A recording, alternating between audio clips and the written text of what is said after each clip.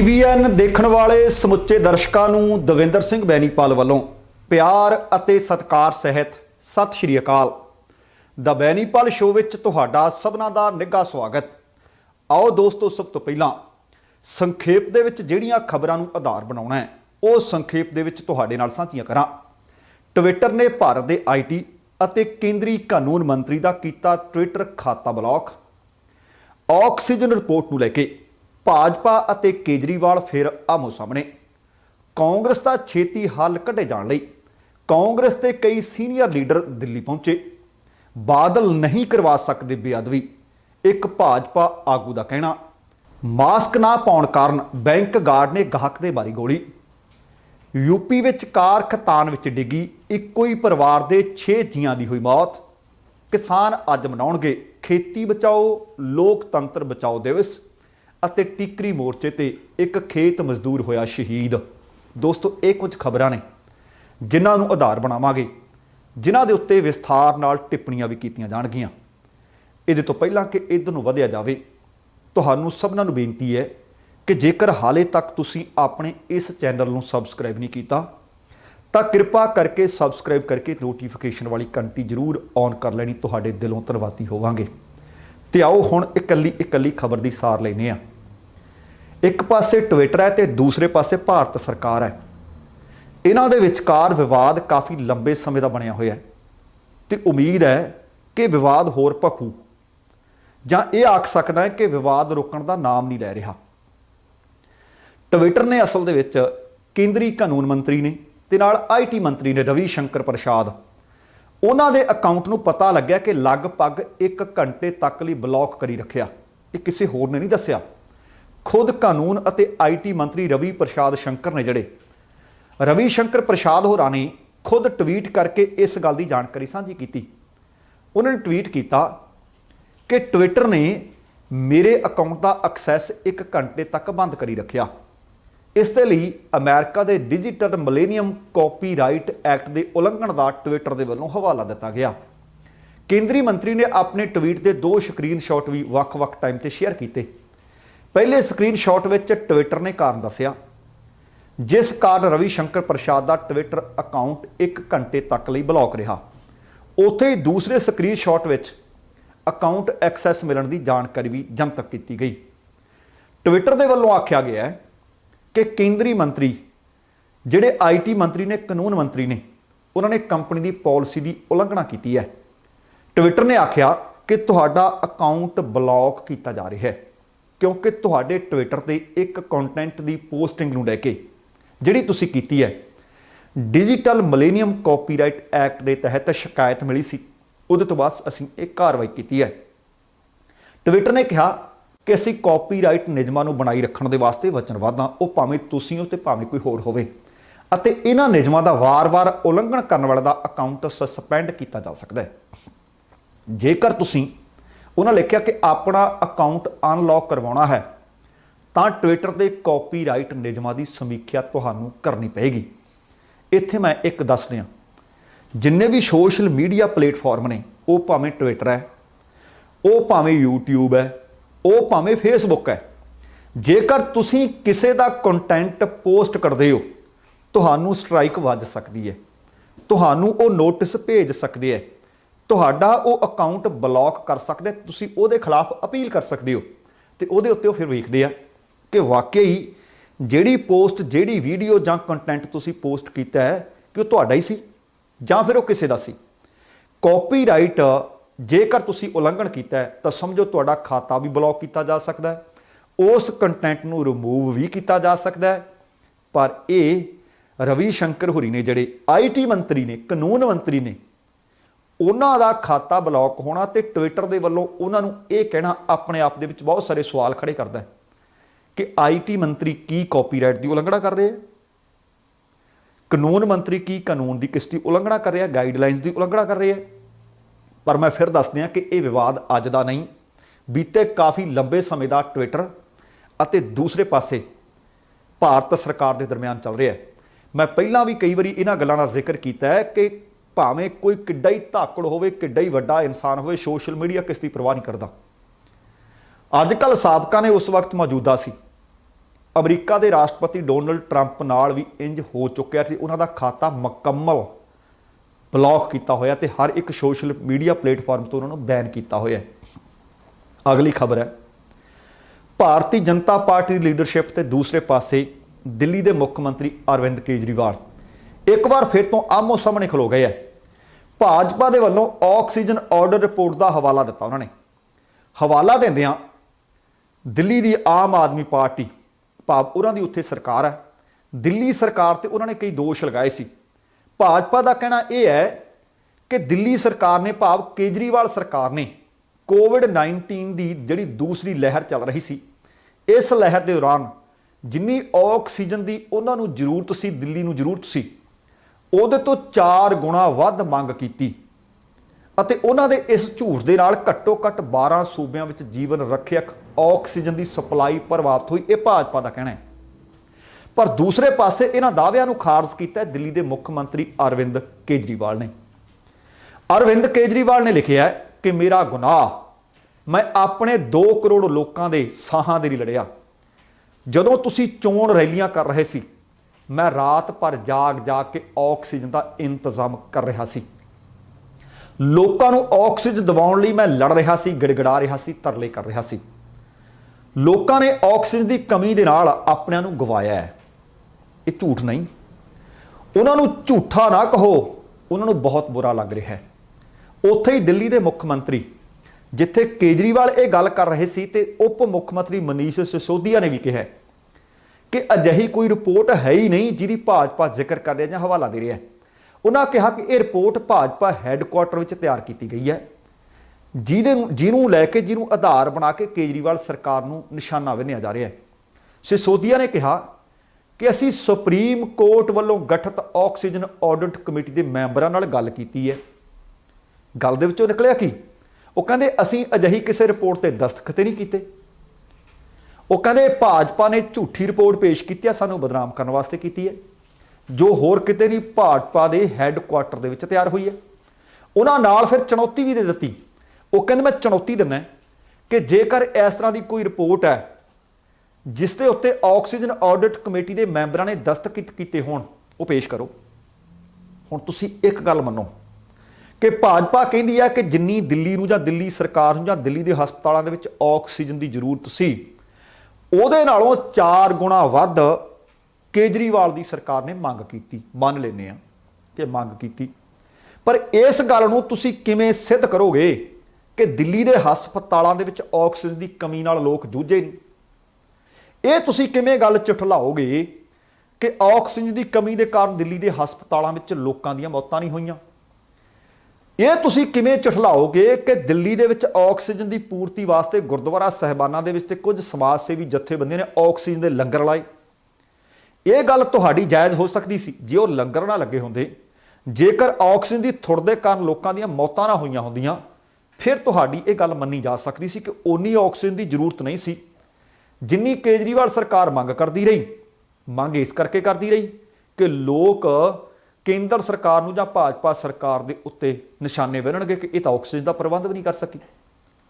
ਆਪਣੇ ਆਪ ਦੇ ਵਿੱਚ ਆ ਜਿੰਨੀਆਂ ਗੱਲਾਂ ਨੇ, ਰਿਪੋਰਟ ਭਾਵੇਂ ਜਿੱਥੇ ਮਰਜ਼ੀ ਤਿਆਰ ਕੀਤੀ ਹੋਵੇ ਜਾਂ ਨਾ ਕੀਤੀ ਹੋਵੇ, ਭਾਵੇਂ ਆਡਿਟ ਕਮੇਟੀ ਦੀ ਹੋਵੇ, ਪਰ ਆਹ ਗੱਲਾਂ ਨਹੀਂ ਝੂਠੀਆਂ ਕਿ ਲੋਕਾਂ ਨੂੰ ਆਕਸੀਜਨ ਮਿਲਦਾ ਰਿਹਾ ਹੋਵੇ ਤਾਂ ਲੋਕ ਰੌਲਾ ਪਾਉਂਦੇ ਸੀ, ਜਾਂ ਲੋਕਾਂ ਦੀਆਂ ਮੌਤਾਂ ਨਾ ਹੋਈਆਂ ਹੋਣ, ਜਾਂ ਆਕਸੀਜਨ ਦੇ ਲੰਗਰ ਨਹੀਂ ਲੱਗੇ। ਇਹਦੇ ਤੇ ਟਿੱਪਣੀ ਤੁਸੀਂ ਕਰ ਦਿਓ, ਆਪਾਂ ਵੇਖ ਲਾਂਗੇ ਕਿ ਤੁਸੀਂ ਇਸ ਮਸਲੇ 'ਤੇ ਕੀ ਕਹਿਣਾ ਚਾਹੁੰਦੇ ਹੋ। ਅਗਲੀ ਖਬਰ ਕੋਵਿਡ ਮਹਾਮਾਰੀ ਦੇ ਨਾਲ ਜੁੜੀ ਖਬਰ ਹੀ ਆ। ਬਹੁਤ ਸਾਰੇ ਮੁਲਕਾਂ ਦੇ ਵਿੱਚ ਅੱਜ ਵੀ ਜਿਨ੍ਹਾਂ ਨੇ ਹਲੇ ਟੀਕੇ ਨਹੀਂ ਲੱਗੇ ਜਾਂ ਜਿੱਥੇ ਆਰਥਿਕਤਾ ਨਹੀਂ ਖੁੱਲੀ, ਉੱਥੇ ਮਾਸਕ ਪਹਿਨਣੇ ਲਾਜ਼ਮੀ ਨੇ। ਯੂਪੀ ਵਿੱਚੋਂ ਵੀ ਇਸ ਤਰ੍ਹਾਂ ਦੀ ਖਬਰ ਮਿਲੀ ਹੈ। ਯੂਪੀ ਦੇ ਬਰੇਲੀ 'ਚ ਬੈਂਕ ਆਫ ਬੜੌਦਾ ਦੇ ਇੱਕ ਰੀਜਨਲ ਦਫ਼ਤਰ ਦੇ ਵਿੱਚ ਇੰਡੀਆ ਦੇ ਸ਼ੁੱਕਰਵਾਰ ਦੇ ਦਿਨ ਇੱਕ ਹੈਰਾਨ ਕਰਨ ਵਾਲੀ ਵਾਰਦਾਤ ਵਾਪਰੀ ਹੈ। ਪਤਾ ਲੱਗਿਆ ਕਿ ਬੈਂਕ ਦੇ ਵਿੱਚ ਇੱਕ ਵਿਅਕਤੀ ਆਇਆ, ਇੱਕ ਨੌਜਵਾਨ ਆਇਆ, ਉਹਨੇ ਮਾਸਕ ਨਹੀਂ ਸੀ ਪਹਿਨਿਆ ਹੋਇਆ। ਉਸ ਨੌਜਵਾਨ ਨੂੰ, ਉਸ ਗਾਹਕ ਨੂੰ, ਜਿਹੜਾ ਉੱਥੇ ਗਾਰਡ ਖੜਾ ਸੀ, ਉਹ ਕਹਿੰਦਾ ਗੋਲੀ ਮਾਰ ਦਿੱਤੀ ਉਹਨੇ। ਉਹ ਕਹਿੰਦਾ ਮਾਸਕ ਪਾ ਤੂੰ। ਬਾਅਦ ਦੇ ਵਿੱਚ ਇਸ ਨੌਜਵਾਨ ਨੂੰ ਹਸਪਤਾਲ ਦੇ ਵਿੱਚ ਭਰਤੀ ਕਰਵਾਇਆ ਗਿਆ। ਪਤਾ ਲੱਗ ਰਿਹਾ ਕਿ ਇਸ ਨੌਜਵਾਨ ਦੀ ਜਿਹੜੀ ਸਥਿਤੀ ਆ, ਜਿਹੜੀ ਹਾਲਤ ਆ, ਉਹ ਖਤਰੇ ਤੋਂ ਹੁਣ ਬਾਹਰ ਹੈ। ਜਦੋਂ ਜਾਣਕਾਰੀ ਪ੍ਰਾਪਤ ਕੀਤੀ ਤਾਂ ਪਤਾ ਲੱਗਿਆ ਕਿ ਜਦੋਂ ਇਹ ਮਾਸਕ ਪਾਏ ਬਗੈਰ ਬੈਂਕ ਵਿੱਚ ਆਇਆ ਤੇ ਬੈਂਕ ਗਾਰਡ ਤੇ ਇਸ ਦੇ ਵਿਚਕਾਰ ਦੋਵਾਂ ਦੇ ਵਿਚਕਾਰ ਤਕਰਾਰ ਹੋ ਗਿਆ ਤੇ ਤੂੰ ਮੈਂ ਹੋ ਗਈ। ਇਹਦੇ ਤੋਂ ਬਾਅਦ ਬੈਂਕ ਗਾਰਡ ਗੁੱਸੇ 'ਚ ਆ ਗਿਆ ਤੇ ਉਹਨੇ ਗੋਲੀ ਚਲਾ ਦਿੱਤੀ। ਅਸਲ ਦੇ ਵਿੱਚ ਘਟਨਾ ਜਿਹੜੀ ਵਾਪਰੀ ਹੈ, ਪਤਾ ਲੱਗਾ ਕਿ ਨਾਰਥ ਰੇਲਵੇ ਕਲੋਨੀ ਦਾ ਰਹਿਣ ਵਾਲਾ ਰਾਜੇਸ਼ ਕੁਮਾਰ ਰਾਠੌਰ, ਲਗਭਗ 35 ਕੁ ਵਰ੍ਹੇ ਉਹਦੀ ਉਮਰ ਹੈ, ਟੈਲੀਕਾਮ ਡਿਪਾਰਟਮੈਂਟ ਦੇ ਵਿੱਚ ਹੈਲਪਰ ਦੇ ਤੌਰ ਤੇ ਉਹ ਕੰਮ ਕਰਦਾ ਹੈ। ਸ਼ੁੱਕਰਵਾਰ ਸਵੇਰੇ ਸਿਵਲ ਲਾਈਨ ਦੇ ਸਥਿਤ ਬੈਂਕ ਆਫ ਬੜੌਦਾ ਦੇ ਇੱਕ ਰੀਜਨਲ ਦਫ਼ਤਰ ਦੇ ਵਿੱਚ ਜਾਂਦਾ ਹੈ। ਜਾਂ ਮਾਸਕ ਭੁੱਲ ਗਿਆ ਜਾਂ ਜਾਣ ਕੇ ਨਹੀਂ ਲਾਇਆ, ਤਾਂ ਉਹ ਜਾਣਦਾ ਹੋ। ਬੈਂਕ ਵਿੱਚ ਮੈਂਡੇਟਰੀ ਕੀਤਾ ਹੈ, ਲਾਜ਼ਮੀ ਕੀਤਾ ਹੋਇਆ ਕਿ ਮਾਸਕ ਬਗੈਰ ਕੋਈ ਅੰਦਰ ਨਹੀਂ ਆ ਸਕਦਾ। ਪਹਿਲਾਂ ਉਹਨੇ ਮਾਸਕ ਪਹਿਨਣ ਵਾਸਤੇ ਕਿਹਾ ਕਿ ਮਾਸਕ ਬਗੈਰ ਤੂੰ ਅੰਦਰ ਨਹੀਂ ਆ ਸਕਦਾ। ਇੰਨੀ ਹੀ ਗੱਲ ਦੇ ਵਿੱਚ ਤੂੰ ਮੈਂ ਹੋ ਗਈ, ਤਕਰਾਰ ਹੋ ਗਿਆ ਤੇ ਆ ਗੋਲੀ ਚੱਲ ਗਈ। ਪਤਾ ਲੱਗਿਆ ਕਿ ਸੁਭਾਸ਼ ਨਗਰ ਦੇ ਰਹਿਣ ਵਾਲੇ ਗਾਰਡ ਕੇਸ਼ਵ ਕੁਮਾਰ ਨੇ ਵਿਰੋਧ ਕਰਦਿਆਂ ਤਕਰਾਰ ਤੋਂ ਬਾਅਦ ਗੋਲੀ ਚਲਾ ਦਿੱਤੀ ਤੇ ਹੁਣ ਇਸ ਗਾਰਡ ਨੂੰ ਪੁਲਿਸ ਨੇ ਗ੍ਰਿਫਤਾਰ ਕਰ ਲਿਆ। ਪਤਾ ਲੱਗਿਆ ਕਿ ਨੌਜਵਾਨ ਦੇ ਪੈਰ ਦੇ ਵਿੱਚ ਗੋਲੀ ਲੱਗੀ ਸੀ ਤੇ ਦੂਸਰਾ ਜਿਹੜਾ ਨੌਜਵਾਨ ਹੈ ਉਹ ਹਸਪਤਾਲ ਦੇ ਵਿੱਚ ਭਰਤੀ ਹੈ। ਸੁਣ, ਕਈ ਵਾਰੀ ਤਾਂ ਅਸੀਂ ਵੀ ਗੁੱਸਾ ਕਰਦੇ ਹਾਂ, ਪਰ ਇਹ ਬੇਨਤੀ ਹੋਈ ਆ ਕਿ ਜਿੱਥੇ ਹਾਲੇ ਵੀ ਇਸ ਗੱਲ ਨੂੰ ਲੈ ਕੇ ਗਾਈਡਲਾਈਨਸ ਜਾਰੀ ਕੀਤੀਆਂ ਹੋਈਆਂ ਨੇ ਕਿ ਮਾਸਕ ਪਹਿਨੇ ਬਗੈਰ ਤੁਸੀਂ ਜਾ ਨਹੀਂ ਸਕਦੇ, ਮਾਸਕ ਪਾਓ, ਨਹੀਂ ਤੇ ਕਿਤੇ ਵੀ ਅਣਸੁਖਾਵੀ ਘਟਨਾ ਵਾਪਰ ਸਕਦੀ ਹੈ। ਇਹਨੂੰ ਆਪਾਂ ਜਾਇਜ਼ ਨਹੀਂ ਕਹਿੰਦੇ, ਪਰ ਇਹ ਵੀ ਨਹੀਂ ਆਖਿਆ ਜਾ ਸਕਦਾ ਕਿ ਉਸ ਨੌਜਵਾਨ ਦੀ ਕੋਈ ਗਲਤੀ ਨਹੀਂ ਸੀ। ਅਗਲੀ ਖਬਰ ਵੀ ਯੂਪੀ 'ਚ ਮਿਲੀ ਹੈ। ਯੂਪੀ ਦੇ ਵਿੱਚ ਇੱਕ ਪਰਿਵਾਰ ਹੀ ਖਤਮ ਹੋ ਗਿਆ। ਯੂਪੀ ਦੇ ਬਲਰਾਮਪੁਰ ਜ਼ਿਲ੍ਹੇ ਦੇ ਮਹਾਰਾਜਗੰਜ ਦਾ ਤਰਾਈ ਖੇਤਰ ਪੈਂਦਾ ਹੈ। ਉੱਥੇ ਸ਼ੁੱਕਰਵਾਰ ਦੀ ਸਵੇਰ ਇੱਕ ਕਾਰ ਪਲਟੀਆਂ ਖਾਂਦੀ ਹੋਈ ਇੱਕ ਡੂੰਘੀ ਖੱਡ ਵਿੱਚ ਜਿਹੜੀ ਪਾਣੀ ਨਾਲ ਭਰੀ ਹੋਈ ਸੀ ਖਤਾਨ 'ਚ ਜਾ ਡਿੱਗੀ। ਪਤਾ ਲੱਗਿਆ ਕਿ ਜਿਸ ਨਾਲ ਡਰਾਈਵਰ ਸਮੇਤ ਇੱਕੋ ਹੀ ਪਰਿਵਾਰ ਦੇ 6 ਜੀਆਂ ਦੀ ਮੌਤ ਹੋ ਗਈ ਹੈ। ਬਹੁਤ ਵੱਡੀ ਤੇ ਮੰਦਭਾਗੀ ਖਬਰ ਹੈ। ਪੁਲਿਸ ਦੇ ਦੱਸਣ ਮੁਤਾਬਕ ਮਹਾਰਾਜਗੰਜ ਤਰਾਈ ਦੇ ਲੋਕਵਾ ਪਿੰਡ ਦੇ ਕੋਲ ਇੱਕ ਮੋਟਰਸਾਈਕਲ ਸਵਾਰ ਨੂੰ ਬਚਾਉਂਦਿਆਂ ਕੋਸ਼ਿਸ਼ ਕਰਦਿਆਂ ਸਵਿਫਟ ਡਿਜ਼ਾਇਰ ਕਾਰ ਜਿਹੜੀ ਸੀ, ਜਿਹਾਂ ਸਵਿਫਟ ਡਿਜ਼ਾਇਰ ਕਾਰ ਬੇਕਾਬੂ ਹੋ ਕੇ ਨੇੜੇ ਇੱਕ ਖਤਾਨ 'ਚ ਜਿਹੜਾ ਪਾਣੀ ਦਾ ਭਰਿਆ ਸੀ ਉਹਦੇ 'ਚ ਪਲਟ ਗਈ। ਕਾਰ ਦੇ ਵਿੱਚ ਸਵਾਰ 6 ਵਿਅਕਤੀ ਸੀ। ਉਹਨਾਂ ਦੀ ਡੁੱਬਣ ਕਾਰਨ ਤੇ ਦਮ ਘੁੱਟਣ ਕਾਰਨ ਮੌਤ ਹੋ ਗਈ। ਦੱਸਿਆ ਜਾ ਰਿਹਾ ਕਿ ਸਾਰੇ ਲੋਕ 12 ਵਰ੍ਹਿਆਂ ਦੇ ਉਤਕਰਸ਼ ਦੇ ਜਨਮ ਦਿਨ ਦੇ ਮੌਕੇ ਇੱਕ ਦੇਵੀ ਪਾਟਨ ਮੰਦਿਰ ਦੇ ਵਿੱਚ ਜਾ ਰਹੇ ਸੀ। ਭਾਵੇਂ ਪਿੰਡ ਦੇ ਲੋਕਾਂ ਨੇ ਇਕੱਠੇ ਹੋ ਕੇ ਛੇਤੀ ਨਾਲ ਉਹਨਾਂ ਨੂੰ ਕੱਢਣ ਦੀਆਂ ਕੋਸ਼ਿਸ਼ਾਂ ਕੀਤੀਆਂ ਤੇ ਬਾਅਦ ਦੇ ਵਿੱਚ ਇੱਕ ਹਸਪਤਾਲ ਦੇ ਵਿੱਚ ਵੀ ਉਹਨਾਂ ਨੂੰ ਲੈ ਕੇ ਗਏ, ਪਰ ਜਦੋਂ ਤੱਕ ਡਾਕਟਰਾਂ ਨੇ ਉਹਨਾਂ ਨੂੰ ਦੇਖਿਆ ਤੇ ਸਾਰਿਆਂ ਨੂੰ ਮ੍ਰਿਤਕ ਐਲਾਨ ਦਿੱਤਾ ਹੈ। ਮੁੱਖ ਮੈਡੀਕਲ ਜਿਹੜੇ ਸੁਪਰਡੈਂਟ ਸੀ ਉਹਨਾਂ ਨੇ ਦੱਸਿਆ ਕਿ ਹਸਪਤਾਲ ਦੇ ਵਿੱਚ ਜਦੋਂ ਇਹ 6 ਹੀ ਲੋਕ ਆਏ ਉਸ ਵਕਤ ਹੀ ਇਹ ਮਰੇ ਹੋਏ ਸਨ, ਮ੍ਰਿਤਕ ਸਨ। ਇਸ ਘਟਨਾ ਦੇ ਵਿੱਚ ਜਿਸ ਦਾ ਜਨਮ ਦਿਨ ਸੀ 12 ਵਰ੍ਹਿਆਂ ਦਾ ਉਤਕਰਸ਼, ਉਹ ਵੀ, ਉਹਦਾ ਪਿਤਾ ਵੀ, ਉਹਦੀ ਮਾਂ ਵੀ, ਪਿਤਾ 38 ਵਰ੍ਹਿਆਂ ਦਾ ਸੀ, ਮਾਂ 35 ਦੀ ਸੀ ਤੇ ਬਾਕੀ ਪਰਿਵਾਰ ਦੇ ਵਿੱਚ ਜਿਹੜੇ ਬੱਚੇ ਸਨ 18 ਤੇ 14 ਦੇ, ਉਹ ਸਾਰਿਆਂ ਦੀ ਮੌਤ ਹੋ ਗਈ ਹੈ। ਬਹੁਤ ਵੱਡੀ ਦੁੱਖ ਭਰੀ ਘਟਨਾ ਹੈ ਤੇ ਇਸ ਤਰ੍ਹਾਂ ਦਾ ਵਾਕਿਆ ਕਿਸੇ ਨਾਲ ਨਾ ਵਾਪਰੇ। ਪਰ ਤੁਹਾਨੂੰ ਫਿਰ ਬੇਨਤੀ ਹੈ ਕਿ ਜਦੋਂ ਸੜਕ ਤੇ ਜਾ ਰਹੇ ਹੁੰਦੇ ਹੋ, ਇਹ ਨਾ ਸੋਚਿਆ ਕਰੋ ਕਿ ਭਾਈ ਵੱਡੀ ਗੱਡੀ ਵਾਲੇ ਨੇ ਸਾਨੂੰ ਬਚਾਉਣਾ ਹੈ। ਭਾਵੇਂ ਕੋਈ ਸਕੂਟਰ ਮੋਟਰਸਾਈਕਲ ਤੇ ਆ, ਕਿਸੇ ਵੀ ਗੱਡੀ ਤੇ ਆ, ਕਿਸੇ ਵਹੀਕਲ ਤੇ ਹੈ, ਰੋਡ ਸ਼ੇਅਰ ਕਰਨਾ ਸਿੱਖੀਏ ਤਾਂ ਕਿ ਇਸ ਤਰ੍ਹਾਂ ਦੀਆਂ ਦੁਰਘਟਨਾਵਾਂ ਤੋਂ ਬਚਿਆ ਜਾ ਸਕੇ। ਅਗਲੀ ਖਬਰ ਪੰਜਾਬ ਦੀ ਰਾਜਨੀਤੀ ਨਾਲ ਜੁੜੀ ਵੱਡੀ ਖਬਰ ਹੈ। ਕਾਂਗਰਸ ਦਾ ਕਾਟੋ ਕਲੇਸ਼ ਲਗਾਤਾਰ ਚੱਲੀ ਜਾ ਰਿਹਾ ਹੈ, ਗਹਿਰਾਈ ਜਾ ਰਿਹਾ ਹੈ, ਇਹ ਆਖਿਆ ਜਾ ਸਕਦਾ ਹੈ। ਇਸ ਅੰਦਰੂਨੀ ਲੜਾਈ ਦਾ ਹੱਲ ਲੱਭਣ ਦੇ ਵਿੱਚ ਰਾਹੁਲ ਗਾਂਧੀ ਲੱਗੇ ਹੋਏ ਨੇ। ਹੁਣ ਉਹਨਾਂ ਨੇ ਪੰਜਾਬ ਦੇ ਆਗੂਆਂ ਨਾਲ ਸਿੱਧੀ ਗੱਲਬਾਤ ਸ਼ੁਰੂ ਕੀਤੀ ਹੋਈ ਹੈ। ਪਤਾ ਲੱਗਿਆ ਸੀ ਕਿ ਪਹਿਲਾਂ ਉਹਨਾਂ ਨੇ ਪੰਜਾਬ ਪ੍ਰਦੇਸ਼ ਕਾਂਗਰਸ ਦੇ ਪ੍ਰਧਾਨ ਸੁਨੀਲ ਜਾਖੜ ਨਾਲ ਗੱਲਬਾਤ ਕੀਤੀ, ਰਾਜ ਸਭਾ ਮੈਂਬਰ ਪ੍ਰਤਾਪ ਸਿੰਘ ਬਾਜਵਾ ਨਾਲ ਗੱਲਬਾਤ ਕੀਤੀ, ਜਦ ਕਿ ਸ਼ੁੱਕਰਵਾਰ ਨੂੰ ਪਤਾ ਲੱਗਿਆ ਕਿ ਰਾਹੁਲ ਗਾਂਧੀ ਨੇ 2 ਹਿੱਸਿਆਂ ਵਿੱਚ ਮੰਤਰੀਆਂ ਅਤੇ ਪੰਜਾਬ ਦੇ ਵਿਧਾਇਕਾਂ ਦੇ ਨਾਲ ਵੀ ਕੁਝ ਨਾਲ ਗੱਲਬਾਤ ਕੀਤੀ ਹੈ। ਉਹਨਾਂ ਦੇ ਮਨ ਨੂੰ ਅਸਲ ਦੇ ਵਿੱਚ ਰਾਹੁਲ ਗਾਂਧੀ ਨੇ ਪੜ੍ਹਨ ਦੀ ਕੋਸ਼ਿਸ਼ ਕੀਤੀ ਹੈ ਕਿ ਇਸ ਮਸਲੇ ਦਾ ਹੱਲ ਅਸਲ ਕੀਤਾ ਕੀ ਜਾਵੇ। ਉਹਨਾਂ ਮੁੱਖ ਮੰਤਰੀ ਕੈਪਟਨ ਅਮਰਿੰਦਰ ਸਿੰਘ ਅਤੇ ਨਵਜੋਤ ਸਿੰਘ ਸਿੱਧੂ ਨੂੰ ਲੈ ਕੇ ਇਹਨਾਂ ਮੰਤਰੀਆਂ ਤੋਂ, ਇਹਨਾਂ ਨੇਤਾਵਾਂ ਤੋਂ ਕੁਝ ਸਵਾਲ ਪੁੱਛੇ। ਇਸ ਤੇ ਪਤਾ ਲੱਗਿਆ ਕਿ ਇੱਕ ਵਿਧਾਇਕ ਨੇ ਤਾਂ ਸਾਫ਼-ਸਾਫ਼ ਇੱਥੋਂ ਤੱਕ ਆਖ ਦਿੱਤਾ ਕਿ ਇੱਕ ਪਾਸੇ ਕੈਪਟਨ ਤੇ ਇੱਕ ਪਾਸੇ ਸਿੱਧੂ ਹੈ, ਦੋਵੇਂ ਹੀ ਇੱਕ ਬੇੜੀ 'ਚ, ਭਾਵ ਇਹ ਸਵਾਰੀ ਨਹੀਂ ਹੋ ਸਕਦੇ। ਉਹਨੇ ਇਹ ਵੀ ਕਹਿ ਦਿੱਤਾ ਕੈਪਟਨ ਦੇ ਬਗੈਰ ਕੰਮ ਨਹੀਂ ਚੱਲ ਸਕਦਾ, ਸਿੱਧੂ ਨੂੰ ਤੁਸੀਂ ਦੇਖੋ ਕਿਵੇਂ ਤੇ ਕਿੱਥੇ ਐਡਜਸਟ ਕਰਨਾ ਹੈ, ਇਹ ਤੇ ਵਿਚਾਰ ਤੁਸੀਂ ਕਰੋ। ਇਹਦੇ ਵਿੱਚ ਅਹਿਮ ਗੱਲ ਸਭ ਤੋਂ ਇਹ ਰਹੀ ਕਿ ਰਾਹੁਲ ਨੂੰ ਜਿੰਨੀਆਂ ਮੁਲਾਕਾਤਾਂ ਹੋਈਆਂ, ਮੁਲਾਕਾਤ ਦੇ ਦੌਰਾਨ ਸ਼ੁੱਕਰਵਾਰ ਵਾਲੇ ਦਿਨ ਬਹੁਤੀ ਆਪਣੇ ਨਵਜੋਤ ਸਿੱਧੂ ਦੇ ਹੱਕ ਵਿੱਚ ਹਮਾਇਤ ਨਹੀਂ ਮਿਲ ਸਕੀ। ਇੱਥੋਂ ਤੱਕ ਕਿ ਰਾਜ ਸਭਾ ਮੈਂਬਰ ਸ਼ਮਸ਼ੇਰ ਸਿੰਘ ਦੂਲੋਂ ਵੀ ਪਹੁੰਚੇ ਹੋਏ ਸੀ। ਦੂਲੋਂ ਨੇ ਰਾਹੁਲ ਗਾਂਧੀ ਨੂੰ ਇੱਥੋਂ ਤੱਕ ਆਖ ਦਿੱਤਾ ਕਿ ਜਿਹੜੇ ਲੋਕ ਅੱਜ ਦਲਿਤਾਂ ਦੀ ਗੱਲ ਕਰ ਰਹੇ ਨੇ ਉਹਨਾਂ ਨੂੰ ਉਦੋਂ ਦਲਿਤ ਕੱਤ ਨਹੀਂ ਯਾਦ ਆਏ ਜਦੋਂ ਜ਼ਹਿਰੀਲੀ ਸ਼ਰਾਬ ਪੀ ਕੇ 125 ਤੋਂ ਵੱਧ ਲੋਕਾਂ ਦੀ ਮੌਤ ਹੋਈ ਸੀ। ਉਹਨਾਂ ਇਹ ਵੀ ਆਖਿਆ ਕਿ ਉਹਨਾਂ ਵਿੱਚੋਂ ਜ਼ਿਆਦਾਤਰ ਦਲਿਤ ਭਾਈਚਾਰੇ ਨਾਲ ਸੰਬੰਧਿਤ ਸੀ। ਉਹ ਕਹਿੰਦਾ ਸਿੱਧੂ ਤਾਂ ਅੰਮ੍ਰਿਤਸਰ ਦੀ ਵਿਧਾਇਕ ਸੀ, ਸਭ ਤੋਂ ਜ਼ਿਆਦਾ ਮੌਤਾਂ ਵੀ ਅੰਮ੍ਰਿਤਸਰ ਇਲਾਕੇ 'ਚ ਹੀ ਹੋਈਆਂ ਨੇ, ਪਰ ਉਸ ਵਕਤ ਤਾਂ ਸਿੱਧੂ ਬੋਲਿਆ ਨਹੀਂ। ਫਿਰ ਦੂਲੋ ਨੇ ਇੱਕ ਮੁੱਦਾ ਹੋਰ ਉਠਾਇਆ, ਪੋਸਟ ਮੈਟ੍ਰਿਕ ਸਕਾਲਰਸ਼ਿਪ ਘਟਾਲੇ ਵਾਲਾ, ਉਹ ਵੀ ਮੁੱਦਾ ਉਹਨਾਂ ਨੇ ਚੁੱਕਿਆ। ਉਹ ਕਹਿੰਦੇ ਮੈਂ ਰਾਜ ਸਭਾ ਦੇ ਵਿੱਚ ਵੀ ਸਵਾਲ ਉਠਾਏ। ਸਵਾਲ ਉਠਾਉਣ ਤੋਂ ਬਾਅਦ ਕੇਂਦਰ ਸਰਕਾਰ ਨੇ ਐਸਸੀ ਵਿਦਿਆਰਥੀਆਂ ਦੇ ਵਾਸਤੇ 303 ਕਰੋੜ ਰੁਪਏ ਦਾ ਫੰਡ ਭੇਜਿਆ। ਉਹਦੇ ਵਿੱਚੋਂ ਕਹਿੰਦੇ 64 ਕਰੋੜ ਰੁਪਏ ਦਾ ਘੁਟਾਲਾ ਹੋ ਗਿਆ। ਇਹ ਕਹਿੰਦੇ ਘੁਟਾਲਾ ਕਰਨ ਵਾਲੇ ਕੌਣ ਸੀ? ਉਹ ਵੀ ਦਲਤੀ ਸੀ। ਉਹਨਾਂ ਨੇ ਠੋਕ ਠੋਕ ਗੱਲਾਂ ਕੀਤੀਆਂ। ਉੱਥੇ ਹੀ ਦੂਲੋ ਨੇ ਕਿਹਾ ਕਿ ਟਕਸਾਲੀ ਕਾਂਗਰਸ ਨੂੰ ਸਨਮਾਨ ਮਿਲੇ। ਇਸ ਗੱਲ ਨੂੰ ਤਰਜੀਹ ਦਿੱਤੀ ਜਾਣੀ ਚਾਹੀਦੀ ਹੈ ਕਿ ਜਿਹੜੇ ਪੁਰਾਣੇ ਨੇ ਟਕਸਾਲੀ ਨੇ ਉਹਨਾਂ ਨੂੰ ਇਗਨੋਰ ਨਾ ਕੀਤਾ ਜਾਵੇ। ਉਹਨਾਂ ਨੇ ਇਹ ਵੀ ਕਿਹਾ ਕਿ ਮੈਂ ਰਾਹੁਲ ਦੇ ਸਾਹਮਣੇ ਸਾਰੀਆਂ ਗੱਲਾਂ ਰੱਖ ਕੇ ਆ ਗਿਆ ਕਿ ਕਿੱਥੇ ਕਿੱਥੇ ਕੌਣ ਕੌਣ ਕੀ ਕਰ ਰਿਹਾ ਤੇ ਕਿੱਥੇ ਕਿੱਥੇ ਕੌਣ ਕੌਣ ਗਲਤ ਹੈ, ਤੇ ਫੈਸਲਾ ਹੁਣ ਉਹਨਾਂ ਨੇ ਕਰਨਾ ਹੈ। ਕੀ ਫੈਸਲਾ ਲੈਂਦੇ ਨੇ ਕਹਿੰਦੇ ਦੇਖ ਲਾਂਗੇ। ਪਹਿਲੇ ਪੜਾਅ 'ਚ ਪਤਾ ਲੱਗਿਆ ਕਿ ਸਿੱਖਿਆ ਮੰਤਰੀ ਵਿਜੇ ਇੰਦਰ ਸਿੰਗਲਾ, ਰਾਣਾ ਗੁਰਜੀਤ ਸਿੰਘ, ਲਖਬੀਰ ਲੱਖਾ ਹੋਰਾਂ ਨੇ ਮੁਲਾਕਾਤਾਂ ਕੀਤੀਆਂ ਨੇ। ਦੂਸਰੇ ਪੜਾਅ 'ਚ ਪਤਾ ਲੱਗਿਆ ਕਿ ਸਥਾਨਕ ਸਰਕਾਰਾਂ ਬਾਰੇ ਮੰਤਰੀ ਨੇ ਬ੍ਰਹਮ ਮਹਿੰਦਰਾ, ਸੁਖਵਿੰਦਰ ਡੈਨੀ, ਕੈਪਟਨ ਸੰਦੀਪ ਸੰਧੂ, ਦੂਸਰੇ ਪੜਾਅ 'ਚ ਇਹਨਾਂ ਨੇ ਰਾਹੁਲ ਨਾਲ ਮੁਲਾਕਾਤਾਂ ਕੀਤੀਆਂ ਨੇ। ਇਹ ਵੀ ਪਤਾ ਲੱਗਿਆ ਕਿ ਪੰਜਾਬ ਕਾਂਗਰਸ ਦੇ ਵਿੱਚ ਚੱਲ ਰਹੇ ਇਸ ਖਾਨਾ ਜੱਗੀ ਜਾਂ ਘਮਸਾਨ ਦੇ ਕਾਰਨ ਪਾਰਟੀ ਹਾਈ ਕਮਾਂਡ ਹੁਣ ਇਸ ਮਸਲੇ ਦਾ ਨਿਬੇੜਾ ਕਰਨ ਦੇ ਬਿਲਕੁਲ ਕਿਨਾਰੇ ਤੇ ਪੁੱਜ ਚੁੱਕੀ ਹੈ। ਹਰੇਕ ਗੁੱਟ ਅਤੇ ਹਰੇਕ ਸ਼ਿਕਾਇਤ ਕਰਨ ਵਾਲੇ ਨੇ ਦਿੱਲੀ ਜਾ ਕੇ, ਤੁਹਾਨੂੰ ਯਾਦ ਹੋਣਾ ਕਿ ਪਹਿਲਾਂ 3 ਮੈਂਬਰੀ ਜਿਹੜੀ ਖੜਗੇ ਕਮੇਟੀ ਬਣਾਈ ਸੀ, ਉਹਨਾਂ ਨੂੰ ਆਪਣੇ ਦੁੱਖੜੇ ਸੁਣਾਏ। ਫਿਰ ਮੁੱਖ ਮੰਤਰੀ ਨੂੰ ਸੁਣਿਆ ਗਿਆ। ਫਿਰ ਪਾਰਟੀ ਪ੍ਰਧਾਨ ਨੇ ਵੀ ਆਪਣਾ ਪੱਖ ਰੱਖਿਆ ਸੀ। ਆਉਂਦੀਆਂ ਚੋਣਾਂ ਦੇ ਮੱਦੇਨਜ਼ਰ ਖੁੱਲ੍ਹ ਕੇ ਸਾਰਾ ਕੁਝ ਬਿਆਨ ਕੀਤਾ ਸੀ ਕਿ ਇਸ ਸੰਕਟਮਈ ਹਾਲਾਤ ਨੂੰ ਸਥਿਰ ਕਰਨਾ ਪਊ। ਪੰਜਾਬ ਦੇ ਹਰ ਵਰਗ ਨਾਲ ਸੰਬੰਧਿਤ ਜਿੰਨੇ ਵੀ ਲੋਕ ਨੇ, ਬੀਤੇ 4.5 ਸਾਲਾਂ ਤੋਂ ਜਿੰਨੀਆਂ ਸਮੱਸਿਆਵਾਂ ਉੱਭਰੀਆਂ ਨੇ ਉਹਨਾਂ ਦਾ ਹੱਲ ਕਰਨਾ ਪਊ। ਚੋਣ ਮੈਨੀਫੈਸਟੋ ਵਿੱਚ ਕੀਤੇ ਵਾਅਦਿਆਂ ਨੂੰ ਪੂਰਾ ਕਰਨਾ ਪਊ। ਉਹਦੇ ਤੋਂ ਬਾਅਦ ਹਾਈ ਕਮਾਨ ਨੇ ਕੈਪਟਨ ਅਮਰਿੰਦਰ ਸਿੰਘ ਮੁੱਖ ਮੰਤਰੀ ਪੰਜਾਬ ਨੂੰ 18 ਨੁਕਾਤੀ ਪ੍ਰੋਗਰਾਮ ਦੇ ਕੇ ਪੰਜਾਬ ਮੋੜਿਆ ਸੀ। ਪਤਾ ਲੱਗਿਆ ਕਿ ਰਾਹੁਲ ਨੇ ਪਾਰਟੀ ਦੇ ਸੀਨੀਅਰ ਨੇਤਾਵਾਂ ਦੇ ਨਾਲ ਲਗਾਤਾਰ ਰਾਬਤਾ ਰੱਖਿਆ ਹੋਇਆ ਹੈ। ਪਤਾ ਇਹ ਵੀ ਲੱਗਿਆ ਕਿ ਪਾਰਟੀ ਦੀ ਜਿੰਨੀ ਵੀ ਸੀਨੀਅਰ ਲੀਡਰਸ਼ਿਪ ਹੈ, ਲਾਲ ਸਿੰਘ ਸਮੇਤ ਕਈ ਹੋਰਨਾਂ ਨੇ ਵੀ ਰਾਹੁਲ ਗਾਂਧੀ ਨਾਲ ਸਮੇਂ-ਸਮੇਂ ਤੇ ਬੀਤੇ ਕੁਝ ਦਿਨਾਂ ਦੇ ਵਿੱਚ ਵਿਚਾਰ ਵਟਾਂਦਰਾ ਕੀਤਾ ਹੈ। ਪੰਜਾਬ ਮਾਮਲਿਆਂ ਦੇ ਇੰਚਾਰਜ ਹਰੀਸ਼ ਰਾਵਤ ਅਤੇ ਖੜਗੇ ਪੈਨਲ ਦੇ 3 ਮੈਂਬਰਾਂ ਨਾਲ ਵੀ ਉਹਨਾਂ ਨੇ ਸਾਰਿਆਂ ਨੇ ਗੱਲਬਾਤ ਕੀਤੀ ਹੈ। ਹਾਈ ਕਮਾਂਡ ਦੇ ਸੂਤਰ ਇਹ ਦੱਸਦੇ ਹੈ ਕਿ ਅਗਲੇ ਹਫ਼ਤੇ ਹਾਈ ਕਮਾਂਡ ਦੇ ਵੱਲੋਂ ਫੈਸਲਾ ਆ ਜਾਣਾ ਸੰਭਵ ਹੈ, ਜਿਸ ਦੇ ਵਿੱਚ ਇਹ ਹੋ ਸਕਦਾ ਹੈ ਕਿ ਕਾਂਗਰਸ ਪਾਰਟੀ ਦੀ ਚੋਟੀ ਲੀਡਰਸ਼ਿਪ ਦੇ ਵਿੱਚ ਵੱਡੀ ਰੱਦੋ ਬਦਲ ਕੀਤੀ ਜਾਵੇ। ਪਤਾ ਲੱਗਿਆ ਕਿ ਸੁਨੀਲ ਜਾਖੜ ਦਾ ਪੱਤਾ ਕੱਟਿਆ ਜਾ ਸਕਦਾ ਹੈ।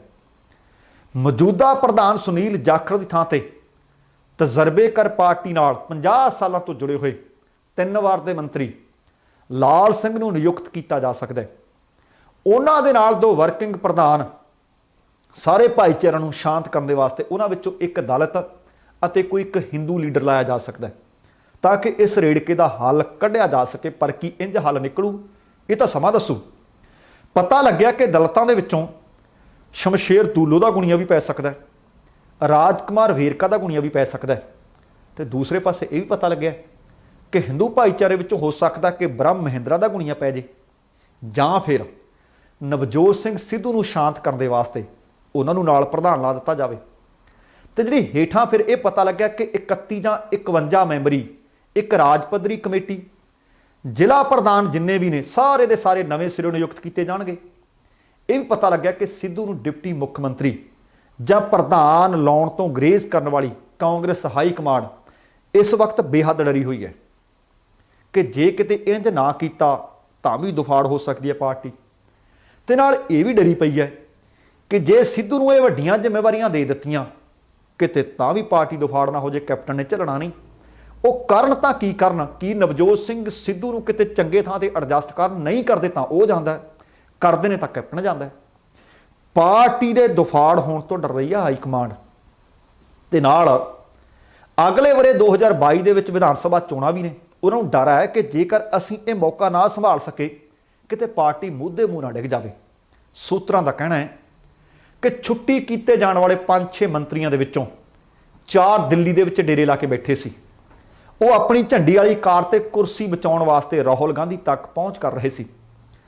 ਅੰਦਰੂਨੀ ਇਸ਼ਾਰਾ ਇਹ ਵੀ ਮਿਲਿਆ ਕਿ ਸੋਨੀਆ ਗਾਂਧੀ ਅਤੇ ਰਾਹੁਲ ਗਾਂਧੀ 'ਚ ਪੰਜਾਬ ਪਾਰਟੀ ਸੰਕਟ ਦੇ ਹੱਲ ਨੂੰ ਲੈ ਕੇ ਵੀ ਨੀਤੀ ਵੱਖੋ ਵੱਖਰੀ ਹੈ, ਅੱਡੋ ਅੱਡ ਹੈ। ਪਤਾ ਲੱਗਿਆ ਕਿ ਰਾਹੁਲ ਇੱਕਦਮ ਨੌਜਵਾਨ ਬ੍ਰਿਗੇਡ ਦੇ ਹੱਕ ਵਿੱਚ ਭੁਗਤ ਰਹੇ ਨੇ, ਇੱਥੋਂ ਤੱਕ ਕਿ 2022 ਦੀਆਂ ਚੋਣਾਂ ਦੇ ਮੌਕੇ ਨਵਜੋਤ ਸਿੱਧੂ ਨੂੰ ਅੱਗੇ ਲਿਆਉਣਾ ਚਾਹੁੰਦੇ ਆ ਕੈਪਟਨ ਦੀ ਥਾਂ ਤੇ।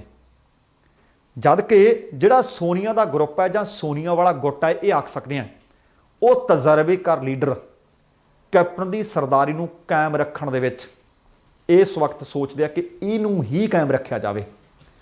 ਆਉਂਦੇ ਜਿਹੜੇ 2 ਹਫ਼ਤੇ ਹੋਣਗੇ, ਖਾਸ ਕਰਕੇ ਜੁਲਾਈ ਦਾ ਪਹਿਲਾ ਹਫ਼ਤਾ ਵੀ ਹੋ ਸਕਦਾ ਹੈ, ਉਹਨਾਂ ਦੇ ਵਿੱਚ ਪੰਜਾਬ ਦੇ ਮੰਤਰੀ ਮੰਡਲ ਦੇ ਵਿੱਚ ਅਦਲਾ ਬਦਲੀ ਦੇ ਸੰਕੇਤ ਨੇ, ਆਸਾਰ ਨੇ, ਤੇ ਆਸਾਰ ਵੀ ਠੋਸ ਜਾਪ ਰਹੇ ਨੇ। ਤੇ ਨਾਲ ਹੀ ਕੁਝ ਇੱਕ ਵੱਡੀਆਂ ਤਬਦੀਲੀਆਂ ਤੇ ਰੱਦੋ ਬਦਲ ਦੀਆਂ ਸੰਭਾਵਨਾਵਾਂ ਤੋਂ ਇਨਕਾਰ ਨਹੀਂ ਕੀਤਾ ਜਾ ਸਕਦਾ। ਹੁਣ ਲੱਗਦਾ ਕਿ ਨਵਜੋਤ ਸਿੰਘ ਸਿੱਧੂ ਨੂੰ ਫੁੱਲੀਆਂ ਪੈਣਗੀਆਂ ਜਾਂ ਕੈਪਟਨ ਦੀ ਰੱਖੀ ਜਾਊਗੀ। ਪਰ ਇਹ ਮੈਂ ਦੱਸ ਦਿਆਂ, ਜਾਂ ਟਾਂਡਿਆਂ ਵਾਲੀ ਨਹੀਂ ਜਾਂ ਭਾਂਡਿਆਂ ਵਾਲੀ ਨਹੀਂ, ਇੱਕ ਨੇ ਰੁੱਸਣਾ ਜ਼ਰੂਰ ਹੈ। ਦੇਖਾਂਗੇ ਕੌਣ ਰੁੱਸਦਾ ਤੇ ਕਿਹਦੀਆਂ ਪੌ-ਬਾਰਾਂ ਹੁੰਦੀਆਂ ਨੇ। ਆਹ ਜਿਹੜੀ ਖਬਰ ਹੈ ਇਹ ਅਕਾਲੀਆਂ ਤੇ ਭਾਜਪਾ ਦੇ ਨਾਲ ਜੁੜੀ ਖਬਰ ਹੈ। ਸ਼ਾਇਦ ਤੁਹਾਨੂੰ ਇਹ ਤਾਂ ਯਾਦ ਹੋਣਾ ਹੈ ਕਿ ਜਦੋਂ ਖੇਤੀ ਸੁਧਾਰ ਕਾਨੂੰਨ ਬਣੇ, ਉਹਨਾਂ ਕਾਨੂੰਨਾਂ 'ਤੇ ਜਦੋਂ ਰੇੜਕਾ ਵਧਿਆ ਤਾਂ ਲਗਭਗ 2 ਦਹਾਕਿਆਂ ਤੋਂ ਵੱਧ ਦਾ ਸਮਾਂ ਸੀ ਅਕਾਲੀ ਤੇ ਭਾਜਪਾ ਦੀ ਸਾਂਝ ਦਾ। ਅਕਾਲੀਆਂ ਨੂੰ ਚਾਹੁੰਦੇ ਹੋਏ ਜਾਂ ਨਾ ਚਾਹੁੰਦੇ ਹੋਏ ਉਹ ਸਾਂਝ ਤੋੜਨੀ ਪੈ ਗਈ। ਪਰ ਆਹ ਖਬਰ ਕੁਝ ਹੋਰ ਤਸਦੀਕ ਕਰਦੀ ਹੈ। ਭਾਜਪਾ ਦੇ ਸੀਨੀਅਰ ਆਗੂ ਨੇ ਮਦਨ ਮੋਹਨ ਮਿੱਤਲ ਬਾਦਲਾਂ ਦੇ ਹੱਕ ਵਿੱਚ ਆਵਾਜ਼ ਬੁਲੰਦ ਕਰ ਰਹੇ ਹੈ। ਉਹ ਕਹਿੰਦੇ ਭਾਰਤ ਦੇ ਸਭ ਤੋਂ ਵੱਡੇ ਸਿੱਖ ਆਗੂ ਨੇ ਪ੍ਰਕਾਸ਼ ਸਿੰਘ ਬਾਦਲ, ਉਹਨਾਂ ਦੇ ਬੇਟੇ ਨੇ, ਉਹਨਾਂ ਦੇ ਫਰਿਆੰਦ ਨੇ, ਉਹ ਕਹਿੰਦੇ ਸੁਖਬੀਰ ਸਿੰਘ ਬਾਦਲ। ਉਹ ਕਹਿੰਦੇ ਲੋਕ ਕਹੀ ਜਾਂਦੇ ਆ, ਕਾਂਗਰਸ ਕਹੀ ਜਾਂਦੇ ਆ ਕਿ ਬੇਅਦਬੀਆਂ ਇਹਨਾਂ ਨੇ ਕਰਵਾਈਆਂ ਨੇ। ਉਹ ਕਹਿੰਦੇ ਮੈਂ ਮਹਿਸੂਸ ਕਰਦਾ ਕਿ ਬਾਦਲ ਕਦੇ ਬੇਅਦਬੀ ਗੁਰੂ ਗ੍ਰੰਥ ਸਾਹਿਬ ਦੀ ਕਰਵਾਉਣ ਬਾਰੇ ਸੋਚ ਵੀ ਨਹੀਂ ਸਕਦੇ। ਬੇਅਦਬੀ ਦੇ ਮਸਲੇ ਤੇ ਉਹ ਗੱਲਬਾਤ ਕਰ ਰਹੇ ਸੀ। ਮਿੱਤਲ ਨੇ ਗੱਲਬਾਤ ਕਰਦਿਆਂ ਕਾਂਗਰਸ ਸਰਕਾਰ ਤੇ ਨਿਸ਼ਾਨੇ ਵਿੰਨੇ ਨੇ। ਉਹ ਕਹਿੰਦੇ ਜਦੋਂ ਵੀ ਪੰਜਾਬ ਦੇ ਵਿੱਚ ਇਹਨਾਂ ਦੀ ਸਰਕਾਰ ਬਣੀ ਹੈ ਤਾਂ ਉਹਨਾਂ ਨੇ ਇਸੇ ਤਰ੍ਹਾਂ ਦੇ ਕੰਮ ਕੀਤੇ ਹੈ, ਜਾਂ ਇਹਨਾਂ ਦੀ ਕੇਂਦਰਤ ਸਰਕਾਰ ਬਣਦੀ ਹੈ ਤਾਂ ਜਿਹੜੀ ਸੂਬੇ ਸਰਕਾਰ ਹੁੰਦੀ ਹੈ ਉਹਨਾਂ ਨੂੰ ਲਾਹੁਣ ਵਾਸਤੇ, ਸੁੱਟਣ ਵਾਸਤੇ ਜ਼ੋਰ ਲਾਉਂਦੀ ਹੈ। ਉਹ ਕਹਿੰਦੇ ਜਦੋਂ ਵੀ ਆਉਂਦੇ ਨੇ ਪੰਜਾਬ ਦੇ ਵਿੱਚ ਲੋਕਾਂ ਨੂੰ ਧਰਮ ਦੇ ਆਧਾਰ ਤੇ ਵੰਡਣ ਦੀਆਂ ਗੱਲਾਂ ਕਰਦੇ ਆ। ਉਹਨਾਂ ਕਿਹਾ ਕਿ ਅੱਤਵਾਦ ਅਤੇ ਖਾਲਿਸਤਾਨ ਵਰਗੇ ਮੁੱਦੇ ਵੀ ਨੇ ਨਾ ਜਿਹੜੇ, ਉਹ ਕਾਂਗਰਸ ਦੀ ਦੇਣ ਨੇ, ਪਰ ਪੰਜਾਬ ਦੇ ਲੋਕ ਭਾਰਤ ਦੇ ਸੰਵਿਧਾਨ ਨੂੰ ਮੰਨਦੇ ਆ। ਉਹਨਾਂ ਕਿਹਾ ਕਿ ਜਿਸ ਤਰ੍ਹਾਂ ਅੱਤਵਾਦ ਦੌਰਾਨ ਕਾਂਗਰਸ ਨੂੰ ਨੁਕਸਾਨ ਝੱਲਣਾ ਪਿਆ ਸੀ ਨਾ, ਉਸੇ ਤਰ੍ਹਾਂ ਹੁਣ ਬੇਅਦਬੀਆਂ ਦਾ ਮੁੱਦਾ ਵੀ ਕਾਂਗਰਸ ਸਰਕਾਰ ਨੂੰ ਘੇਰ ਕੇ ਬਹਿ ਜੂ, ਲੈ ਕੇ ਬਹਿ ਜੂ। ਅਕਾਲੀ ਦਲ ਦੇ ਵੱਲੋਂ ਸਿੱਟ ਦੁਆਰਾ ਕਾਂਗਰਸ ਨੂੰ ਜਾਂਚ ਦੇ ਘੇਰੇ ਵਿੱਚ ਲਿਆਉਣ ਸੰਬੰਧੀ ਮਿੱਤਲ ਨੇ ਕਿਹਾ ਕਿ ਉਹ ਇਹ ਤਾਂ ਨਹੀਂ ਕਹਿ ਸਕਦੇ ਕਿ ਕਿਹਨੂੰ ਜਾਂਚ ਦੇ ਘੇਰੇ ਵਿੱਚ ਲਿਆਉਣਾ ਚਾਹੀਦਾ, ਕਿਹਨੂੰ ਨਹੀਂ ਲਿਆਉਣਾ ਚਾਹੀਦਾ। ਪਰ ਇੱਕ ਗੱਲ ਕਹਿੰਦੇ ਮੈਂ ਕਹਿ ਸਕਦਾ ਕਿ ਗੁਰੂ ਗ੍ਰੰਥ ਸਾਹਿਬ ਜੀ ਦੀ ਬੇਅਦਬੀ ਸੰਬੰਧੀ ਉਸ ਸਮੇਂ ਸਿੱਟ ਦੇ ਅਧਿਕਾਰੀ ਸਨ ਕੁੰਵਰ ਵਿਜੇ ਪ੍ਰਤਾਪ ਸਿੰਘ, ਜਿਹੜੇ ਅਸਤੀਫਾ ਦੇਣ ਤੋਂ ਬਾਅਦ ਹੁਣ ਆਮ ਆਦਮੀ ਪਾਰਟੀ ਵਿੱਚ ਚਲੇ ਗਏ ਨੇ। ਕਹਿੰਦੇ ਉਹਨਾਂ ਵੱਲੋਂ ਜਿਹੜੀ ਬਣੀ ਹੋਈ ਸਿੱਟ ਸੀ, ਜਾਂ ਜਿਹੜੀ ਉਹਨਾਂ ਦੀ ਅਗਵਾਈ ਵਿੱਚ ਬਣੀ ਹੋਈ ਸਿੱਟ ਸੀ, ਉਹਨਾਂ ਦੀ ਰਿਪੋਰਟ ਰਾਜਨੀਤੀ ਤੋਂ ਪ੍ਰਭਾਵਿਤ ਸੀ। ਕਿਉਂਕਿ ਕਹਿੰਦੇ ਕੁੰਵਰ ਵਿਜੇ ਪ੍ਰਤਾਪ ਨੇ ਅਸਤੀਫਾ ਦੇਣ ਤੋਂ ਬਾਅਦ ਬਹੁਤ ਸਾਰੇ ਕਾਂਗਰਸੀ ਆਗੂਆਂ ਦੇ ਨਾਲ ਸੰਪਰਕ ਕੀਤਾ ਅਤੇ ਉਹ ਸਾਰੇ ਦੇ ਸਾਰੇ ਬਾਦਲ ਪਰਿਵਾਰ ਨੂੰ ਬੇਅਦਬੀਆਂ ਦੇ ਮੁੱਦੇ ਵਿੱਚ ਜਾਣਬੁੱਝ ਕੇ ਫਸਾਉਣਾ ਚਾਹੁੰਦੇ ਸੀ। ਹੁਣ ਤੁਸੀਂ ਦੇਖੋ ਕਿ ਕੁਝ ਇੱਕ ਜਿਹੜੇ ਨਾਰਾਜ਼ ਭਾਜਪਾਈਏ ਨੇ ਉਹ ਲਗਾਤਾਰ ਭਾਜਪਾ ਦੇ ਖਿਲਾਫ ਬੋਲ ਰਹੇ ਨੇ। ਹੁਣ ਉਹਨਾਂ ਦੀਆਂ ਨਰਮ ਜਿਹੜੇ ਸੁਰ ਨੇ ਉਹ ਸ਼੍ਰੋਮਣੀ ਅਕਾਲੀ ਦਲ ਵੱਲ ਨੇ। ਬੀਤੇ ਦਿਨੀ ਅਨਿਲ ਜੋਸ਼ੀ ਬਾਰੇ ਵੀ ਬਹੁਤ ਸਾਰੀਆਂ ਕਨਸੂਆਂ ਸਨ ਕਿ ਹੋ ਸਕਦਾ ਕਿ ਭਾਵੇਂ ਉਹਨਾਂ ਦੀ ਮਜੀਠੀਆ ਨਾਲ ਬਿਲਕੁਲ ਨਹੀਂ ਸੀ ਬਣਦੀ, ਕੱਚੀ ਘੜੀ ਨਹੀਂ ਸੀ ਬਣਦੀ, ਪਰ ਕਹਿੰਦੇ ਸੀ ਕਿ ਸ਼ਾਇਦ ਉਹ ਵੀ ਛੱਡ ਕੇ ਅਕਾਲੀ ਦਲ ਚਲੇ ਜਾਣ। ਮਾਸਟਰ ਜੀ ਵੀ ਬੋਲੀ ਜਾਂਦੇ ਆ, ਮਦਨ ਮੋਹਨ ਮਿੱਤਲ ਬੋਲੇ ਹੈ। ਵੇਖਦੇ ਹਾਂ ਕਿ ਆਉਣ ਵਾਲੇ ਦਿਨਾਂ ਵਿੱਚ ਕਿਹੜਾ ਕਿਹਦੀ ਛਤਰੀ ਤੇ ਬੈਠਦਾ। ਅਗਲੀ ਖਬਰ ਅੱਜ ਦੀ ਵੱਡੀ ਖਬਰ ਹੋ ਸਕਦੀ ਹੈ। ਪੂਰੇ 7 ਮਹੀਨੇ ਹੋ ਗਏ ਹੈ ਦਿੱਲੀ ਦੀਆਂ ਸਰਹੱਦਾਂ ਤੇ ਕਿਸਾਨ ਅੰਦੋਲਨ ਚੱਲਦੇ ਨੂੰ, ਤੇ ਇਤਿਹਾਸ ਦੇ ਵਿੱਚ ਕਿਸਾਨ ਅੰਦੋਲਨ ਜਿਸ ਤਰ੍ਹਾਂ ਬਹੁਤ ਵੱਡੀ ਘਟਨਾ ਦੇ ਵਜੋਂ ਦਰਜ ਹੋ ਗਿਆ, ਤੇ 26 ਤਰੀਕ ਵੀ ਦਰਜ ਹੈ। 26 ਨੂੰ ਜਾ ਕੇ 26 ਨਵੰਬਰ ਨੂੰ ਜਾ ਕੇ ਦਿੱਲੀ ਡੇਰੇ ਲਾਏ। 26 जनवरी ਨੂੰ ਲਾਲ ਕਿਲੇ ਤੇ ਉਹ ਹਿੰਸਾ ਵਾਲੀ ਘਟਨਾ ਅਤੇ ਹਰ 26 ਤਰੀਕ ਨੂੰ ਕੋਈ ਨਾ ਕੋਈ ਸੰਯੁਕਤ ਕਿਸਾਨ ਮੋਰਚਾ ਦੇ ਵੱਲੋਂ ਪ੍ਰੋਗਰਾਮ ਦਿੱਤਾ ਜਾਂਦਾ ਹੈ ਤੇ ਆ 26 ਜੂਨ ਨੂੰ ਹੁਣ ਇਸ ਅੰਦੋਲਨ ਦੇ 7 ਮਹੀਨੇ ਪੂਰੇ ਹੋ ਰਹੇ ਨੇ। ਇਹਨਾਂ 7 ਮਹੀਨਿਆਂ ਦੇ ਵਿੱਚ ਸੰਯੁਕਤ ਕਿਸਾਨ ਮੋਰਚੇ ਦੀ ਅਗਵਾਈ ਦੇ ਵਿੱਚ ਭਾਰਤ ਦੇ ਬਹੁਤ ਸਾਰੇ ਇਸ ਤਰ੍ਹਾਂ ਦੇ ਲੋਕ ਨੇ, ਸੈਂਕੜੇ ਕਿਸਾਨ ਜਥੇਬੰਦੀਆਂ ਨੇ, ਭਾਰਤ ਦੇ ਵੱਖੋ-ਵੱਖ ਰਾਜਾਂ ਦੇ ਲੱਖਾਂ ਕਿਸਾਨ ਨੇ ਜਿਨ੍ਹਾਂ ਨੇ ਇਕੱਠਿਆਂ ਹੋ ਕੇ ਰੋਸ ਪ੍ਰਦਰਸ਼ਨ ਕੀਤੇ ਨੇ ਤੇ ਕਰ ਰਹੇ ਨੇ। ਕਿਸਾਨ ਆਗੂ ਨੇ ਡਾਕਟਰ ਦਰਸ਼ਨਪਾਲ, ਉਹਨਾਂ ਨੇ ਕਿਹਾ ਕਿ ਸੰਯੁਕਤ ਕਿਸਾਨ ਮੋਰਚੇ ਦੇ ਵੱਲੋਂ ਅੱਜ ਦਾ ਦਿਵਸ ਮਨਾਇਆ ਜਾ ਰਿਹਾ ਹੈ, ਇਹਦਾ ਨਾਂ ਉਹਨਾਂ ਨੇ ਰੱਖਿਆ ਖੇਤੀ ਬਚਾਓ ਲੋਕਤੰਤਰ ਬਚਾਓ ਦਿਵਸ। ਉਹ ਕਹਿੰਦੇ 1975 ਤੋਂ ਲੈ ਕੇ 1977 ਤੱਕ ਜਿਹੜੀ ਐਮਰਜੈਂਸੀ ਲੱਗੀ ਸੀ ਉਹਦੇ ਕਾਲੇ ਦਿਨਾਂ ਦੀ ਪਿੱਠ ਭੂਮੀ ਦੇ ਖਿਲਾਫ ਸਾਡਾ ਇਹ ਦਿਵਸ ਹੈ। ਉਹ ਕਹਿੰਦੇ ਉਹ ਇਸ ਤਰ੍ਹਾਂ ਦਾ ਸਮਾਂ ਸੀ ਜਦੋਂ ਉਸ ਵਕਤ ਨਾਗਰਿਕਾਂ ਦੇ ਲੋਕਤੰਤਰਿਕ ਜਿਹੜੇ ਅਧਿਕਾਰ ਸਨ ਉਹ ਬੇਰਹਿਮੀ ਨਾਲ ਸਰਕਾਰ ਨੇ ਕੁਚਲ ਦਿੱਤੇ ਸੀ। ਮਨੁੱਖੀ ਅਧਿਕਾਰਾਂ ਤੇ ਉਸ ਵਕਤੀ ਸਰਕਾਰ ਨੇ ਰੋਕ ਲਗਾ ਦਿੱਤੀ ਸੀ। ਉਹਨਾਂ ਕਿਹਾ ਕਿ ਅੱਜ ਦਾ ਜਿਹੜਾ ਤਾਨਾਸ਼ਾਹੀ ਸ਼ਾਸਨ ਹੈ ਨਾ, ਉਹਨਾਂ ਕਾਲੇ ਦਿਨਾਂ ਦੀ ਯਾਦ ਕਰਵਾ ਰਿਹਾ ਹੈ। ਉਸ ਵਕਤ ਤਾਂ ਐਲਾਨੀ ਗਈ ਸੀ ਐਮਰਜੈਂਸੀ, ਇਹ ਅਣ ਐਲਾਨੀ ਐਮਰਜੈਂਸੀ ਹੈ ਕਿਸਾਨ ਆਗੂ ਕਹਿੰਦੇ। ਤੇ ਹੁਣ ਕਹਿੰਦੇ ਹੁਣ ਵੀ ਹਾਲਾਤ ਉਸੇ ਤਰ੍ਹਾਂ ਦੇ ਨੇ। ਉਹ ਕਹਿੰਦੇ ਹੁਣ ਅਸੀਂ ਗਵਰਨਰਾਂ ਨੂੰ ਰਾਸ਼ਟਰਪਤੀ ਦੇ ਨਾਂ ਕੁਝ ਮੰਗ ਪੱਤਰ ਸੌਂਪਾਂਗੇ। ਸੰਵਿਧਾਨਕ ਹੱਕ ਨੇ ਸਾਡੇ, ਲੋਕਤੰਤਰਿਕ ਸਿਧਾਂਤਾਂ ਦੀ ਰਾਖੀ ਕਰਾਂਗੇ ਅਤੇ ਕਿਸਾਨਾਂ ਦੀਆਂ ਮੰਗਾਂ ਜਦੋਂ ਤੱਕ ਨਹੀਂ ਮੰਨੀਆਂ ਜਾਂਦੀਆਂ ਉਦੋਂ ਤੱਕ ਅਸੀਂ ਆਪਣਾ ਸੰਘਰਸ਼ ਜਾਰੀ ਰੱਖਾਂਗੇ ਤੇ ਰਾਸ਼ਟਰਪਤੀ ਨੂੰ ਅਪੀਲ ਕਰਾਂਗੇ ਕਿ ਆਹ ਸਾਡੀ ਮੰਗ ਮੰਨੀ ਜਾਵੇ। ਕਿਸਾਨ ਆਗੂ ਬਲਵੀਰ ਸਿੰਘ ਰਾਜੇਵਾਲ, ਉਹਨਾਂ ਨੇ ਵੀ ਆਖਿਆ ਕਿ ਉਹ ਦੇਸ਼ ਭਰ ਦੇ ਹਜ਼ਾਰਾਂ ਕਿਸਾਨਾਂ ਨੂੰ ਵੱਖੋ-ਵੱਖ ਰਾਜਾਂ ਦੇ ਵਿੱਚ ਰਾਜ ਭਵਨ ਵੱਲ ਰੈਲੀਆਂ ਕਰਨ ਵਾਸਤੇ ਤਿਆਰ ਕਰ ਰਹੇ ਨੇ ਤੇ ਤਿਆਰ ਉਹ ਕਿਸਾਨ ਹੋ ਵੀ ਚੁੱਕੇ ਨੇ। ਉਹਨਾਂ ਦੱਸਿਆ ਕਿ ਭਾਰਤੀ ਕਿਸਾਨ ਨੇ ਜਿਹੜੇ ਉਹ ਤਾਂ ਪੰਜਾਬ ਦੇ ਵੱਖੋ-ਵੱਖ ਸੂਬਿਆਂ ਦੇ ਵਿੱਚ ਗਵਰਨਰ ਹਾਊਸ ਵੱਲ ਜਾਣਗੇ, ਪਰ ਇਸ ਦਿਨ ਦੀ ਇਕਜੁੱਟਤਾ ਦੇ ਵਾਸਤੇ ਪ੍ਰਵਾਸੀ ਭਾਰਤੀਆਂ ਨੇ ਵੀ ਆਪੋ ਆਪਣੇ ਮੁਲਕਾਂ ਦੇ ਵਿੱਚ ਰੈਲੀਆਂ ਕਰਨ ਦਾ ਫੈਸਲਾ ਕੀਤਾ ਹੈ। ਕਿਸਾਨ ਆਗੂ ਜਗਜੀਤ ਸਿੰਘ ਡੱਲੇਵਾਲ, ਉਹਨਾਂ ਨੇ ਕਿਹਾ ਕਿ ਕਿਸਾਨ ਅੰਦੋਲਨ ਦੇ ਸਦਕਾ ਭਾਰਤ ਦੇ ਕਿਸਾਨਾਂ ਨੂੰ ਮਾਣ ਤੇ ਸਨਮਾਨ ਮੁੜ ਹਾਸਲ ਹੋਇਆ। ਉਹ ਕਹਿੰਦੇ ਦੇਸ਼ ਦਾ ਨੌਜਵਾਨ ਵਰਗ ਵੀ ਕਿਸਾਨ ਅਖਵਾਉਣ ਦੇ ਵਿੱਚ ਅੱਜ ਮਾਣ ਮਹਿਸੂਸ ਕਰ ਰਿਹਾ ਹੈ ਅਤੇ ਅੰਦੋਲਨ ਦਾ ਹਿੱਸਾ ਵੀ ਬਣ ਰਿਹਾ ਹੈ। ਉਹ ਕਹਿੰਦੇ ਕਿਸਾਨ ਇਸ ਵਕਤ ਜਿੱਥੇ ਅੰਦੋਲਨ ਕਰ ਰਹੇ ਸੀ, ਔਰਤਾਂ ਵੀ ਸਰਗਰਮੀ ਦੇ ਨਾਲ ਉਹਨਾਂ ਦੇ ਜਾ ਕੇ ਨਾਲ ਖੜ ਗਈਆਂ, ਅੰਦੋਲਨ ਦੇ ਵਿੱਚ ਹਿੱਸਾ ਲੈਣ ਲੱਗੀਆਂ ਅਤੇ ਕਿਸਾਨਾਂ ਦੇ ਹੱਕਾਂ ਲਈ ਉਹ ਵੀ ਬਰਾਬਰ ਦਾ ਸੰਘਰਸ਼ ਕਰ ਰਹੀਆਂ ਨੇ। ਉਹਨਾਂ ਮੁਤਾਬਕ ਭਾਜਪਾ ਸਰਕਾਰ ਵੱਲੋਂ ਕੀਤੀਆਂ ਗਈਆਂ ਲੱਖ ਕੋਸ਼ਿਸ਼ਾਂ ਦੇ ਬਾਵਜੂਦ ਕਿਸਾਨਾਂ ਦੀ ਏਕਤਾ ਬਰਕਰਾਰ ਹੈ ਤੇ ਉਹ ਭੰਗ ਨਹੀਂ ਕਰ ਸਕੇ। ਸਮੇਂ-ਸਮੇਂ ਤੇ ਦੂਸ਼ਣਬਾਜ਼ੀ ਹੁੰਦੀ ਰਹੀ ਹੈ।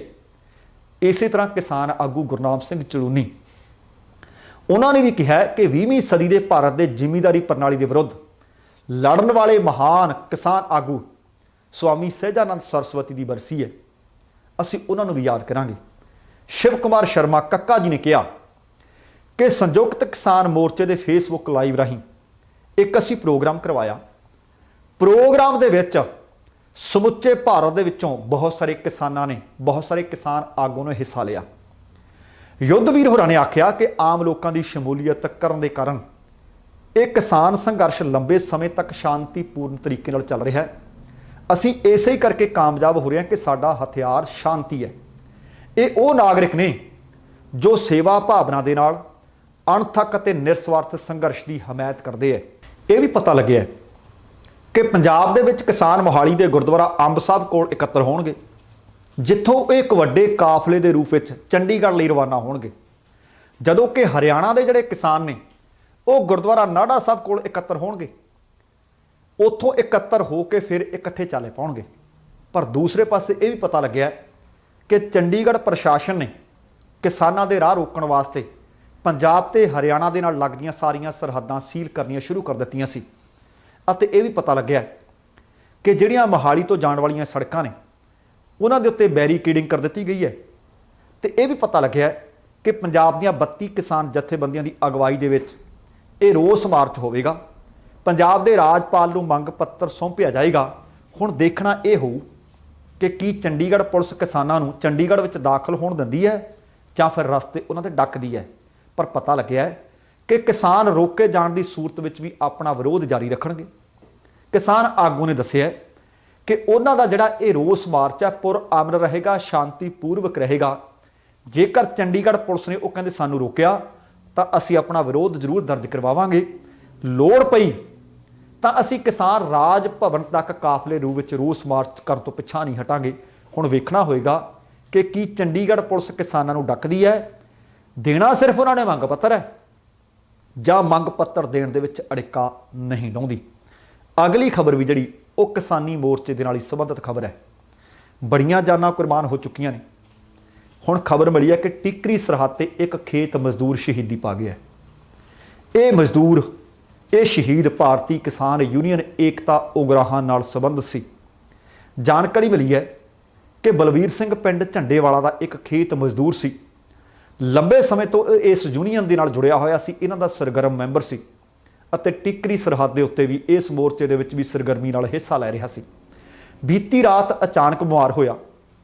ਬਿਮਾਰ ਹੋਣ ਤੋਂ ਬਾਅਦ ਉਹਨੂੰ ਸਰਕਾਰੀ ਹਸਪਤਾਲ ਬਹਾਦਰਗੜ੍ਹ ਦੇ ਵਿੱਚ ਦਾਖਲ ਕਰਵਾਇਆ ਗਿਆ, ਪਰ ਉਹਨੂੰ ਲੱਖ ਕੋਸ਼ਿਸ਼ਾਂ ਕਰਨ ਦੇ ਬਾਵਜੂਦ ਵੀ ਬਚਾਇਆ ਨਹੀਂ ਜਾ ਸਕਿਆ। ਸੋ ਆਪਣੀ ਜਾਨ ਇਸ ਸੰਘਰਸ਼ ਦੇ ਲੇਖੇ ਲਾ ਗਿਆ। ਸੋ ਦੋਸਤੋ, ਇਹ ਸੀ ਅੱਜ ਦਾ ਪ੍ਰੋਗਰਾਮ। ਉਮੀਦ ਕਰ ਰਹੇ ਹਾਂ ਕਿ ਤੁਹਾਨੂੰ ਚੰਗਾ ਲੱਗਿਆ ਹੋਵੇਗਾ। ਜੇ ਸੱਚਮੁੱਚ ਪ੍ਰੋਗਰਾਮ ਚੰਗਾ ਲੱਗਿਆ ਤਾਂ ਕਿਰਪਾ ਕਰਕੇ ਲਾਈਕ ਵੀ ਕਰ ਦੇਣਾ ਤੇ ਸ਼ੇਅਰ ਵੀ ਕਰ ਦੇਣਾ। ਖਬਰਾਂ ਨੂੰ ਆਧਾਰ ਬਣਾ ਕੇ ਕਮੈਂਟ ਕਰਨ ਦੀ ਵੀ ਜ਼ਰੂਰ ਕੋਸ਼ਿਸ਼ ਕਰਿਆ ਕਰੋ, ਤੁਹਾਡੇ ਧੰਨਵਾਦੀ ਹੋਵਾਂਗੇ।